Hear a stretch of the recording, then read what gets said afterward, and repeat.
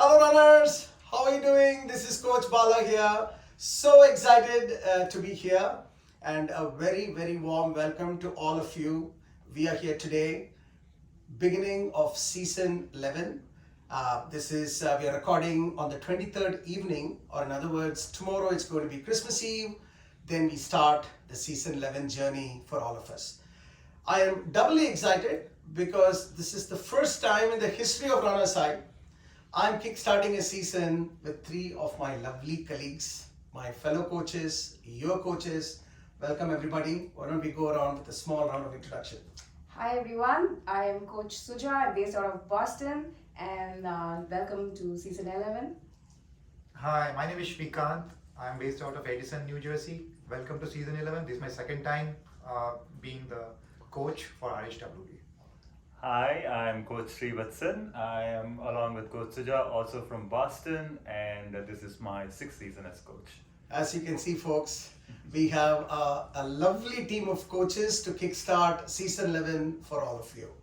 So what I'm going to do today is I'm going to have a fireside chat with my fellow coaches to talk a little bit about how to think, plan for the upcoming season. Are you guys ready for that?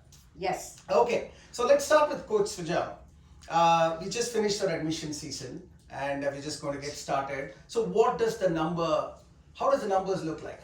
Historic, because this time we have 840 folks who have registered to run for season 11, of which there are 540 registered under Pro, 275 are under Light, and we have 25 Masters. Amazing. Another very interesting fact is that there are 675 Pro and 165 Light runners, and we have 10 countries for the first time, starting from United States, going across to the UK, to Oman, and Australia, India, and up to New Zealand, Singapore. Germany. So yeah. It's everywhere, guys. I'm so excited. We are so excited. And 26 US states represented for the first time, I think. That's a historic high as well. So as Sujaa rightly pointed out, when we look at our roster and registration data through the lens of numbers, the one word that's common across all categories is historic. We have literally blown through all the numbers from all directions. The largest cohort of full marathoners, for instance. Yes. The largest. How much it is, Srivatsan, if you remember on top of it? 70, no, it was close to 80. 80 full marathon runners. That's the largest cohort. For some context, our season 3 had 65 folks. Now we have in season 11 Oh. just 65 folks across all running across all categories. categories. So it's been an incredible sort of registration, and it's so exciting for us. As Coach Sujaa said, almost 250 plus new runners are coming in for the first time. And Srikanth, new runners always gives us the excitement, isn't it? Yep. Isn't it? Like more people to impact, more families to impact. Yes, definitely. Yeah, Definitely. absolutely. We love new runners. When we see the geographic spread, we feel that our impact can be driven across in multiple regions. So thank you, folks, for your trust and for the excitement with which you have approached season 11. So what I want to do next is that now that I have the senior coaches with me, I'm sure all of you have many thought processes on how to approach a season. So let's just go around the horn. Pick up one point each that you want to offer as a season 11 starting message to our runners. So let's start with you, Srikanth. How do you want to start this? Yeah. So for me, I think I know that all the new runners are very excited for this new journey, and thanks and welcome to everyone. So apart from eager to run, I think in my opinion, warm up is a very important aspect. Before we are all in a rush to kind of get into a run mode, and this warm up is not to be taken very lightly, in my opinion. It definitely has got some cardiovascular kind of impact. It improves the circulation and everything. So, and especially during the winter time, it's all the more important that we do the warm up routine thoroughly before we start to kind of do the run. It doesn't matter whether you're doing like a full marathon training or half marathon, even 5K training, doesn't matter. I think in my opinion we take it very lightly. Sometimes we miss this very critical point. 100%. So warm up is one of the critical items that I want all of us to focus on. Beautiful point. And we have a warm-up schedule before every run. And it's a rookie mistake. Sometimes people just jump into running before doing the warm-up. So let's do that. Excuse me. But Coach Srivatsan, let's even step back before that. Maybe I should have started with you. Is there an uber thought process that people should have even before thinking about the training season? So we are approaching a new year. We all come up with these New Year's resolutions. And if you look at the statistics across the globe, millions and millions of people take up such resolutions. A tiny, tiny fraction of it actually get it to completion or stay with it. Because most people take it up as a bucket list item. It's a what you do. A what will not get you where you need to go. You need to know why you're doing something. There is a what, a bucket list item. For example, let's say I want to dance well. That's a what. Okay, why do I want to dance well? First, how am I going to do this? That's the how. In case of running, you have runner's high, you have a structured program. That's your how. Your what, your how are there to help you. But there are times in your running when it's going to be cold outside, you're going to feel a little lazy, a little tired, a little sleepy, your motivation is going to be running dry. If you just have your what and your how, you are not going to step up. What you need is a why. If you know why you're doing this, you can always go back to that anchor. Tell yourself, okay, it is hard today, but I have a reason why I'm doing this. I need to do this to get something. That will drive you, that will get you putting your shoes on and stepping outside, even when it's cold, to get around. Such a beautiful message. Sujaa, you want to say anything on this, knowing your why? Yeah, I think that's what, when you're doing those really long runs, I think that is what will keep you going. Instead of thinking, when will it end? When you think of this, it's very motivating for yourself. Exactly. To go the distance. Because knowing your why, guys, is the most important point. I totally agree with you, Coach. On if you do not have, or if you don't have a strong why, that is when you don't stay committed, which is a first pillar of runner's high, commitment. If you want to do this well, if you want to do this for a long period of time, you need to be committed to this decision you made. And knowing your why is the fastest way to have a very strong commitment. So on that point, before I go to Coach Sujaa for her thoughts on the next topic, what is your why, Coach Srivatsan? Very interesting question. I have a lot of whats, like most people. And there are, by my very nature, I like to dig into how things work. So I actually go into how of everything. But I noticed that there are a few of these activities, I take it with a level of intensity that I don't take it most of it. Mm-hmm. When I take it with that level of intensity, I know I will succeed in those. And I always analyze what is that activity content that is driving me. It is always that activities that build a sense of discipline always seem to drive me. Mm-hmm. A sense of I do this on a consistent basis and I can reap rewards. I may not be talented in something, I may not have the best capability to do certain things, but what I can control is what I do day in, day out, and that discipline teaches me. And I've learned that discipline, not just in running, in anything I want to do, if I want to get better, discipline is what is going to give me that. And interestingly enough, for running, that's it. That discipline is it.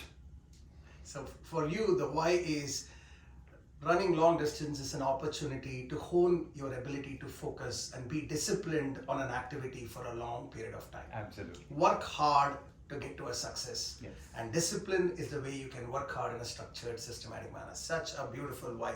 And folks, talking of why, some of you have asked us, why are we doing this? As in coaching.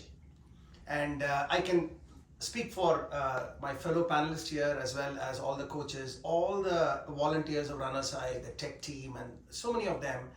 The why is we all love to drive impact in our fellow human beings' lives. That is our biggest why, that we do this day after day, month after month, season after season, and I know that we'll continue to do this for as long as we can do, because it gives us an extreme amount of satisfaction to drive positive, life-changing impact to our fellow human beings, friends, and then they become amazing human beings. So that's our why, folks. Actually, funnily enough, you would think we are all full of smiles because of the large registration numbers. This is just a hangover from the finish of last season, actually. Exactly, that's a nice point. You're right. So, Coach Sujaa, what thoughts you have? What other thought you have for the general public at the start of season? As they get started, Yeah. I would say especially for the new runners, to not think of this as it's a new activity probably that you're embarking on, and so you may think of running as getting out and running as fast as you can, which is not really how you want to approach this if you want to do this for a long time, right? So this is endurance training, it's not like a short sprint. So the statement that we like to make is run slow now to run fast later. Absolutely. So just give yourself that time. New runners could try the walk-run method. You just have to be comfortable doing the distance that you're doing, and you could run a little, walk a little, run a little, and you'll see soon that the time that you're spending on the run segment will get longer and longer, and the walk segment will get shorter and shorter. So be kind to yourself and give yourself that time, and don't push yourself. Oh, it's a very beautiful thought, folks. Running slow to run fast is a key strategy in our training regimen. We will not pressurize you to run fast. In fact, I'm sure all of you, the return runners, would have heard from us. 50% of our comments and feedback is, hey, you're running too fast, run slow. Yes. Isn't it true? Yes, absolutely. That's a comment. We ask people to run slow. Because believe me, running slow in controlled manner is far difficult than running full speed and just exhausting yourself in 10 minutes. It's counterintuitive actually, Isn't it, right? right? But that's what works. That's what it is. So let me ask you one other question, Srivatsan. You are what, 7, 8 seasons with Runner's High, 6, 7 marathons done, pretty much PRs on every marathon almost. What was your PR at the beginning of your, like a PR as in per minute split for a mile at the beginning of your season when you started, and what is your sort of, after so many seasons, what is your sort of pace with which on an average you run? So again, as everybody has said, it is about taking it easy and running consistently. And it took me a long time to learn that. And funnily enough, my coach, who is here, also said the same thing to me when I first started running. Run slow. Because all I knew was just get out and just run as fast as I can. And once I learned to run slow, I was running about 13 minutes per mile. That was how you started. Yes. And And now? now I run a little under 9 minutes per mile. That's when he's talking about at a full marathon level. So he can run at that pace for an entire full marathon. And 90% of, or 70% of his run is running slow runs. Yes. Is that fair to say? Yes, absolutely. And I'm sure that's the same experience you had too, isn't it? Yep. Right? You are a Exactly. sub 2 half marathoner. Yeah, Where did you when I start? started, I was starting like 11 minutes a mile. There Right you go. now, from there, I slowly came down, and I was able to do a sub 2. Sub 2 half marathon means that's around what, sub 9 minute a mile. yes. What about you, Coach Sujaa? Where did you When start? I started, I had a lot of trouble running slow. Yeah. So I also started off fast, and I think I was probably, when I learned to do slow, it was probably around 13 minutes. But I haven't traveled the distance you have. And I'm probably now comfortable at around 10:30. 10:30. That's not nothing to Amazing. feel. It's an amazing pace. And same thing with me too, folks. I was a slow, bad runner. 16, 17 minute a mile was my sort of standard pace per mile. And I can say now I'm around 10:45, 11 minute a mile. And I am just comfortable doing that. And I know that if I keep doing this for another couple of seasons while I grow old, I know that my speed will go down. That's why. That is incredible. Isn't it? I never ever thought that would be possible, right? As you get older, you're getting faster. How? So run slow to run fast later, folks. That's a beautiful point. What's the next point you want to say? So I think the point that I'm going to talk about it is both for new runners as well as return runners. And I think one mistake that we always do is not taking strength training seriously. Yeah. So in my opinion, strength training is a very important aspect of the program. And that's why, in our schedules and everything, we have very heavily built-in strength training activities, right? So strength training to all my runners, is a very important aspect. We should do it seriously. This is extremely important if we want to kind of be a long-term kind of a player in endurance running. It takes care of injuries. It takes care of if you want to kind of go for your pace or long-term endurance run, for everything it actually helps. We may like all of us might be like very eager to kind of just start running and that makes us happy, but believe me folks, I mean it's very important to do the strength training regularly and take it very seriously. And it's a rookie mistake, folks. You will do it, even though we keep saying it. About We have done it. yeah, we have done it. Exactly right. We all have done it too. 50% of you new runners and maybe 25% of return runners will continue to ignore strength training, Yes. right? Yes. They'll just think that it's running, strength is boring. It's a waste and of time. It's I'm a in a waste of running time. You know, you're right. Because what happens is running is a very, it gives you immediate feedback. You go for a 3-mile run, you finish a 3-mile run, you feel the runner's high, you feel great, and then you feel awesome. You go into 30 minutes of strength, nothing happens. You know, they don't feel like, in fact, you don't feel like your heart rate has gone up, you just feel you've wasted your time. But the problem is, it's the fact that strength training doesn't give you any impact immediately. 6 weeks later, strength training starts giving you the impact. Yes. Yeah. Biggest benefit of strength training is injury prevention is quite a big component of strong strength training regimen. Is that fair to say? 100%. Right? So we will talk more about injuries later on, but let's, Sujaa, you want to say anything on strength training? Or? Yeah, absolutely focus on it because you do not want to get injuries later. There are at least 2 times a week we'll have strength included in the schedule. Make sure you do it diligently is all we can all say. Exactly. And finally, Coach Vats, we talked about run slow, we talked about warm up, we talked about strength training. What about speed? Absolutely. Those of us who love speed, whether we can run it or not, should not be disheartened just because they keep talking about running slow. We all keep talking about running slow, but there are runs where we expect you to run fast, which are coming. But your body has to be ready for it. If you just go and do that now, injury is the highest probability. If you do the run slow to run fast, get the strength trainings in place, your body will adapt for it, and then you will be ready to really experience what fast running is. And we that have is coming. exactly, and we have multiple types of speed trainings incorporated in our program, especially new runners. If you talk to return runners, they'll tell you. So don't worry, it's coming.